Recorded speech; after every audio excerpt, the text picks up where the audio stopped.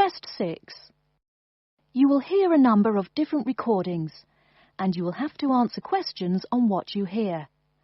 There will be time for you to read the instructions and questions, and you will have a chance to check your work. All the recordings will be played once only. The test is in 4 sections. At the end of the test, you will be given 10 minutes to transfer your answers to an answer sheet. Now turn to Section 1. Section 1. You will hear a conversation between an agent from City House Services and a customer who wants to have her house cleaned. First, you have some time to look at questions 1 to 4.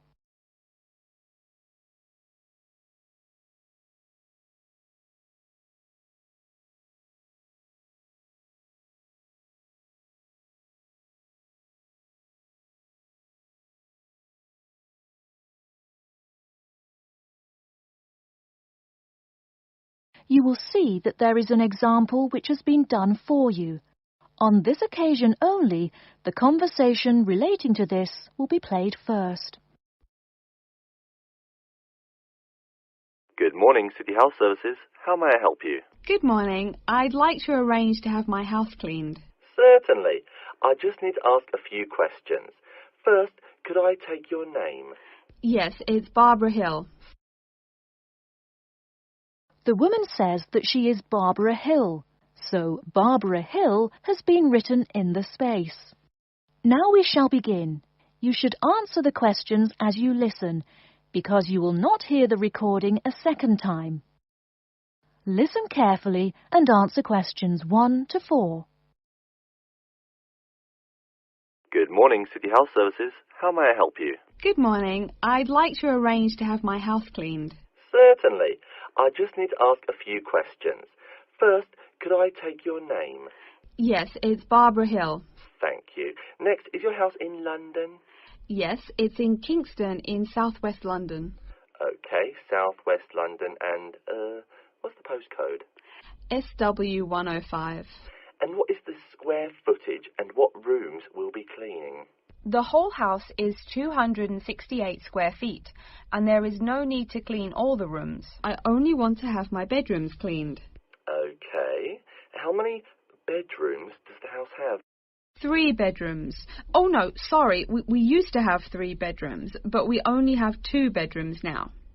Are those single bedrooms or doubles? Doubles. Fine, 2 doubles. There's one more room which needs cleaning. It was used as a bedroom before, and now we have converted it into an office. I understand. 3 rooms have got to be cleaned. And are all of those rooms upstairs? Yes. Then downstairs we have a kitchen diner, conservatory and lounge. The kitchen diner is quite large and has the usual equipment: cooker with oven, refrigerator, cupboards and worktops. The conservatory has a lot of plants, but there's no need to take care of them. The lounge has a leather 3-piece suite and a large coffee table. Thank you. And do you keep any pets? Yeah, I really love keeping them. I've got 2 dogs and 3 cats. Okay, then if our staff come over to offer the service, please take your pets away. Have you looked at our service packages? Yes, I have one in front of me. Excellent. Before you hear the rest of the conversation, you have some time to look at questions 5 to 10.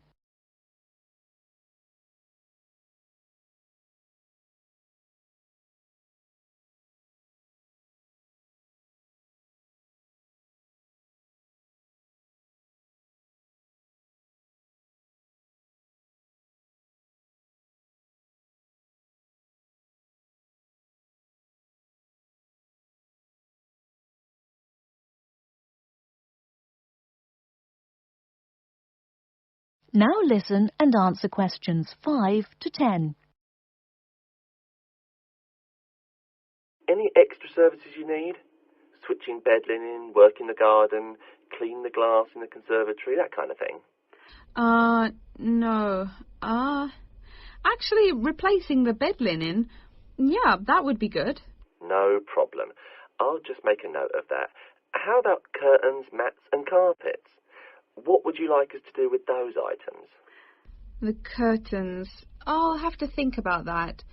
I think we should have the carpets cleaned really well every quarter. Mats can just be done with the laundry. Of course. How about clothes?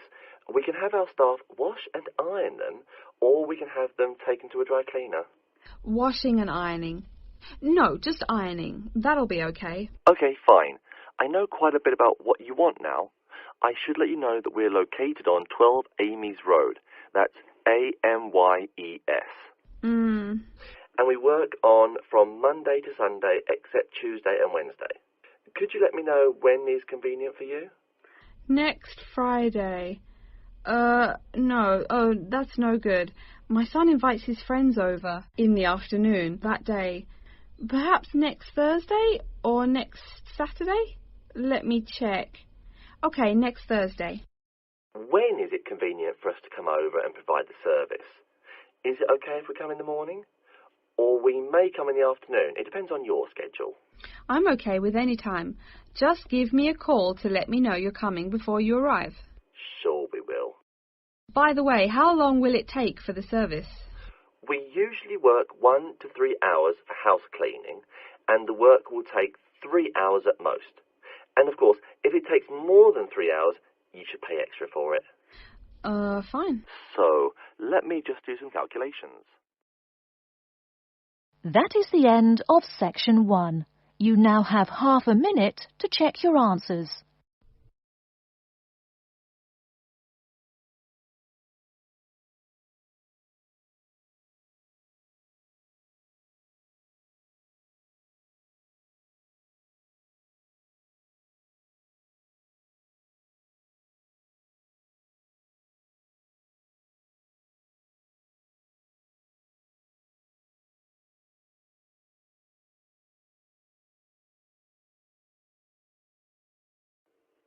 Now turn to Section 2.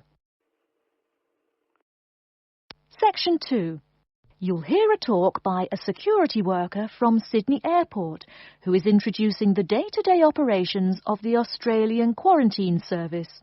First, you have some time to look at questions 11 to 17.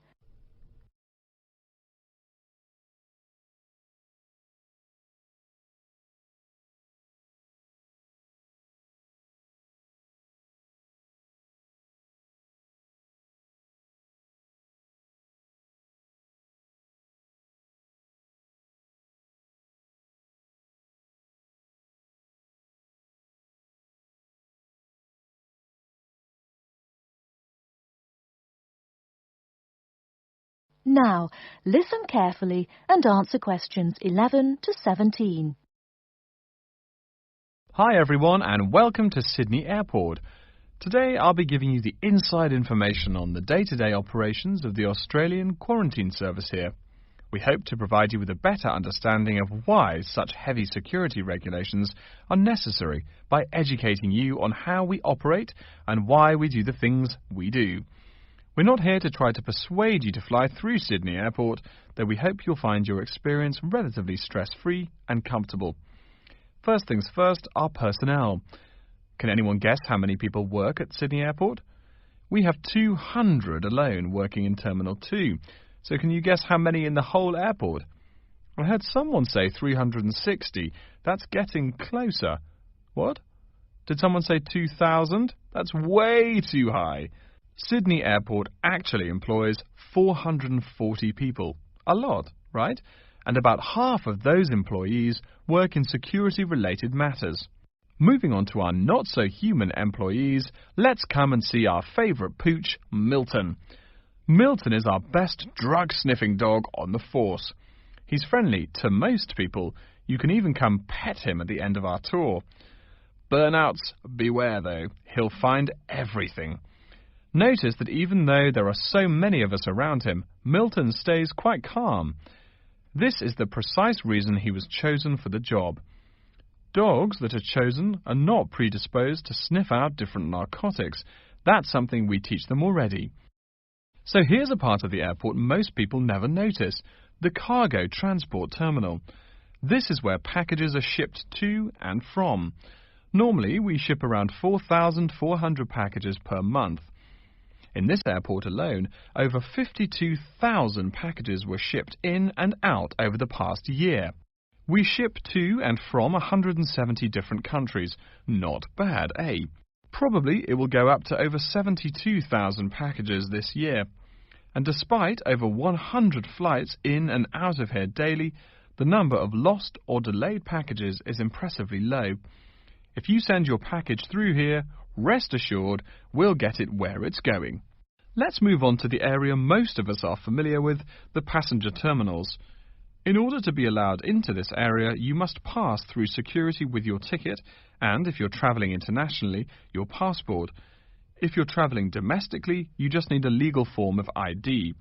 If you don't have those, you will not be allowed to pass through security and board your flight. During the security scan, your carry-on items will be checked for dangerous items such as weapons, sharp objects and liquids that exceed our specified limit. If you attempt to pass any of the prohibited items on this list posted at the entrance, you are still allowed to board the plane, but you'll be given a warning and your item will be confiscated. Don't worry, we will not arrest you for having too much shampoo in your bag or anything like that. We also search your carry-ons and parcels for any perishable items. We prohibit the transportation of local vegetation and prohibit parcels containing any insects in them. You may or may not have learnt about this in biology class, but when some plants are introduced to a new environment, they spread wildly and wipe out the current species around it. It is important to control the introduction of new plants into an ecosystem, so we must prohibit the transport of any fertile seeds. So what happens to parcels containing possibly suspicious items? It's of course something we do not take lightly here.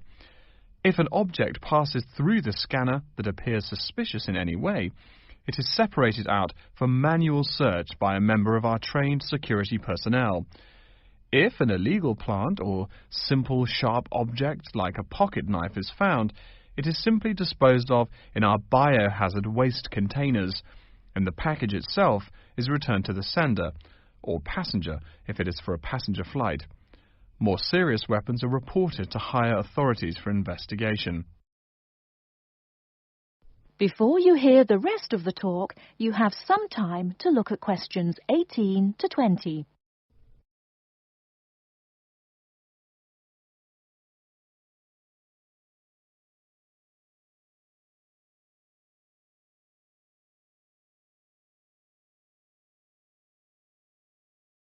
Now listen and answer questions 18 to 20.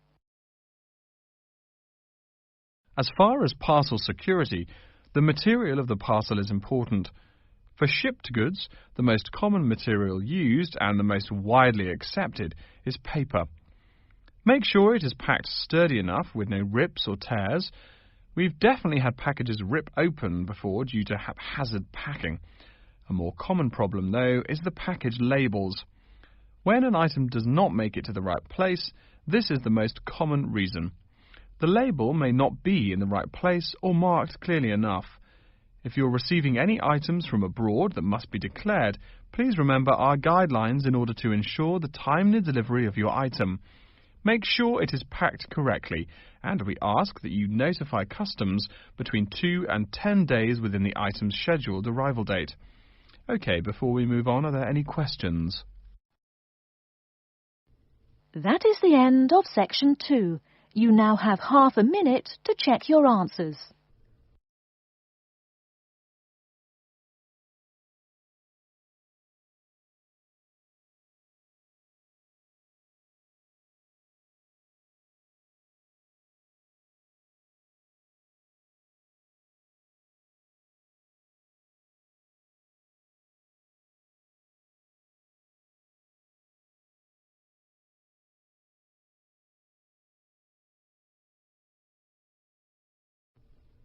Now turn to section 3. Section 3. You will hear a librarian called Adam Smith talking to the students about how to use the facilities in the library. First, you have some time to look at questions 21 to 26.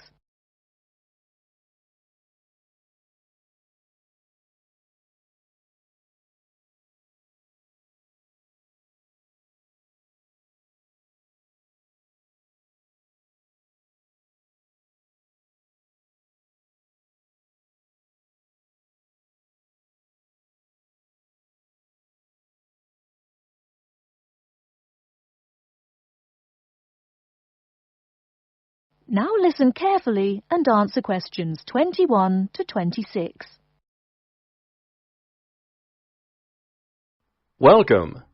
Please come in and gather over here around the tables. My name is Adam Smith, and I'm the librarian here. I'll show you around today and explain how to use these facilities. Hopefully, when I'm done with it, you'll know the ropes. And please feel free to let me know of any questions or concerns that you may have. Now we're at the gate of the library. Upon entering into the door, you'll find that the restrooms are on your left-hand side, and opposite them is a photocopy room. Many of you are wondering about the check-in and check-out process. What you have to do is go to the circulation desk, which is to the east of the photocopy room. The reading room is a really large area in the center of the library, just to the north of the circulation desk. I'm sure you won't miss it. If you're here to do research, this is where you should bring books to look through. However, if you're here to do any group projects or other interactive activities, I advise you to use one of the study rooms, which are just to the east of the reading room. Moving on to the southeast corner, we have the periodical section, just next to the study rooms. We have a collection of different newspapers and magazines in this section. You can get last week's weather reports, or all the top stories 5 years ago. Our periodicals can be traced back 20 years to the time when our school library was built. Our first question. Yes. Can we check out magazines from the library? I'm sorry, but you cannot take any periodicals out of the library. You're welcome to read them for as long as you want while you're here, but you cannot check them out. I wonder if there is any place where we can get some food in the library. Do we have a store here? Of course. The Food Service Center is just meters away from the study rooms. It's on the northeast corner as you look at the map. The Food Service Center offers different kinds of snacks, though it's not big. Well, moving on along to the west, you will find the Video Resource Center on your right hand. We have educational videos and documentaries, as well as major motion pictures. We ask that you pay attention to the tag on the video that you pick up, as many of our documentaries are for on-site viewing only and may not be taken out of the library. To the west of the Video Resource Center is our satellite TV station. Here we stream the news from Channel 19 for most of the day. How many channels does it have? It does have nearly 200 channels, but we generally will give top priority to channels with some big events, like presidential addresses or other breaking news.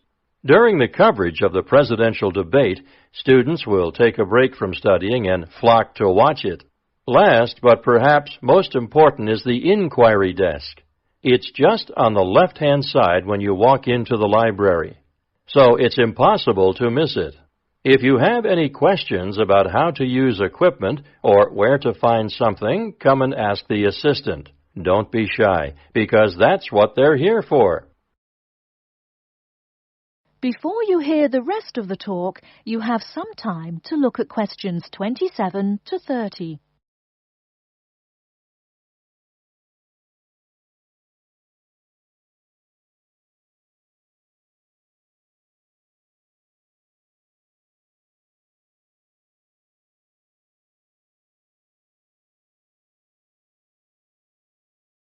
Now listen and answer questions 27 to 30. Speaking of questions, one of the questions we get asked is how to actually check out a book once a student has picked one out. If it's a fiction or non-fiction book, look for the pink and yellow checkout card inside the back cover of the book. You can also find information about the book on these cards, including its publishing date, genre, ISBN, and a log of dates it's been checked out before. Present this card to me or any library assistant, and we'll stamp it, and then the book can be kept for 3 weeks. You can find general information on a field of study by using one of our subject guides.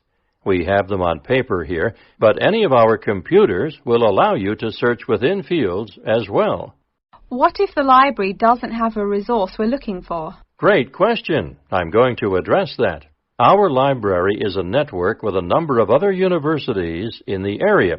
So if there is something you're looking for and it's available somewhere in the area, we'll be able to get it for you. However, there are universities which are not part of the network, so we do not share resources with them.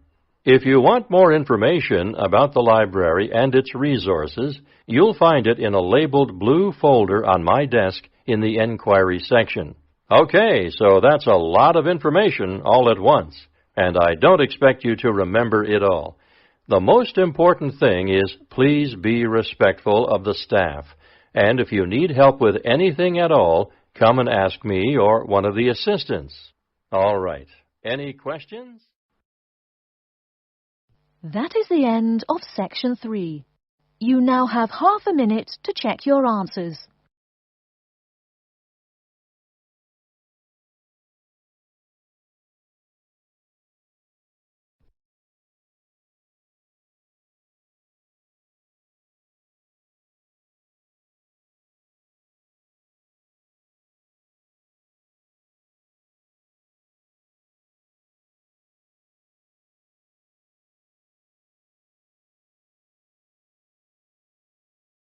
Now turn to Section 4. Section 4. You will hear a lecture about Crocodylus niloticus and its living habits. First, you have some time to look at questions 31 to 40.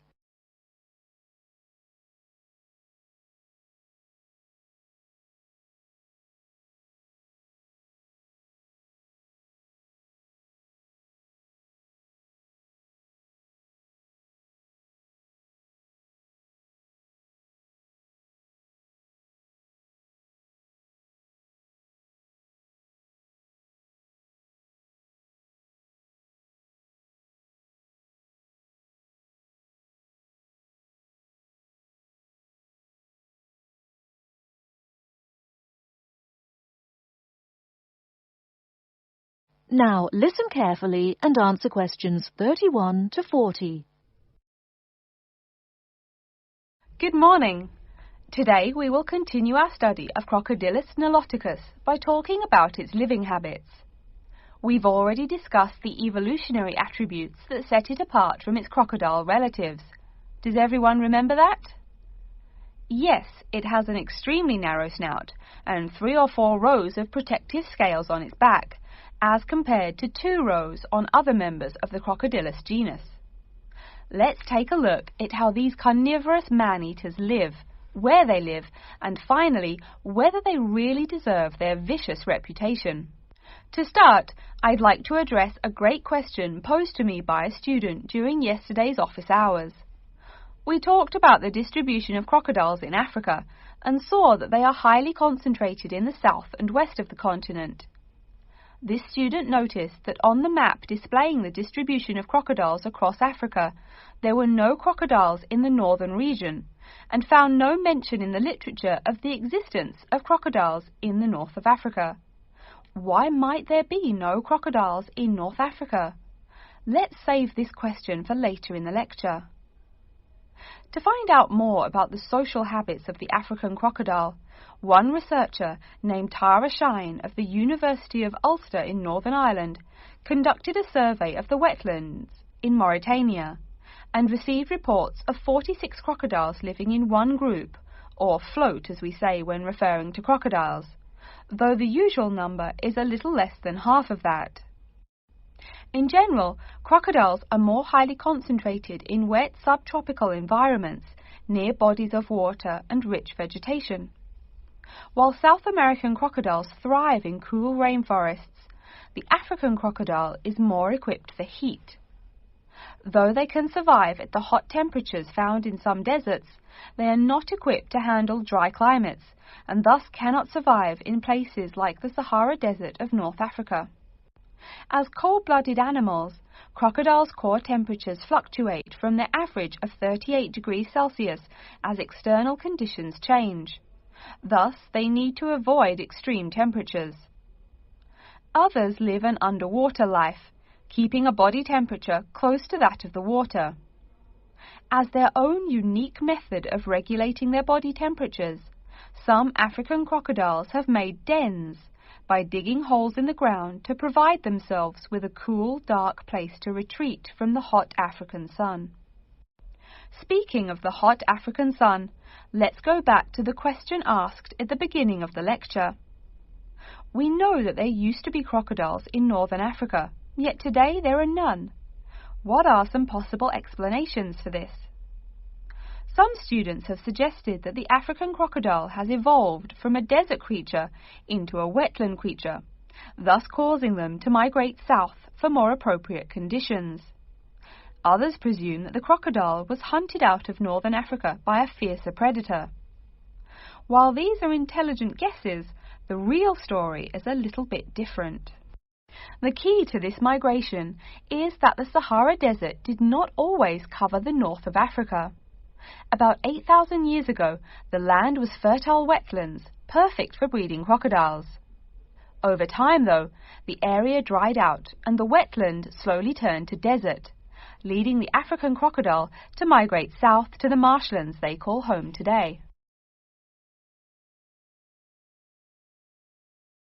Some crocodiles did, however, adapt to living in dry conditions.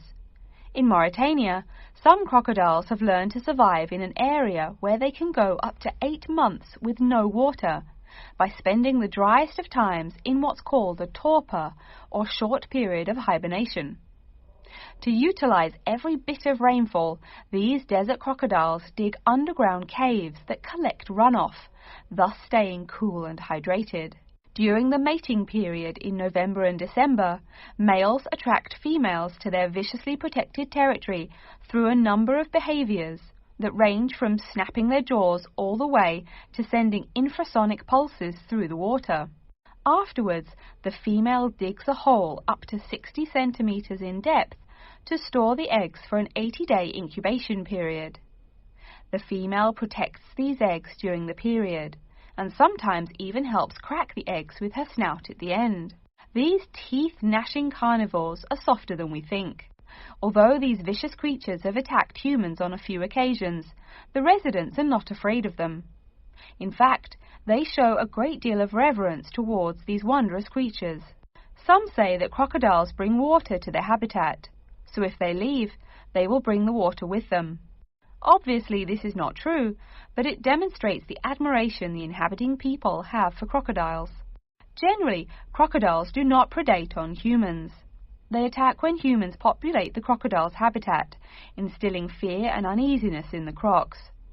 Like any other species, crocodiles are known to attack when feeling fear. There's still a lot more to be discovered about the African crocodile. Researchers want to know more about the population size, how many crocodiles inhabit Africa in all, how they form separate floats, etc. There is still also much to learn about migration patterns and relations to other populations of crocodiles now found in other parts of the world. Next time, we'll examine a few specific case studies of crocodile populations in southern Africa. That is the end of section 4. You now have half a minute to check your answers.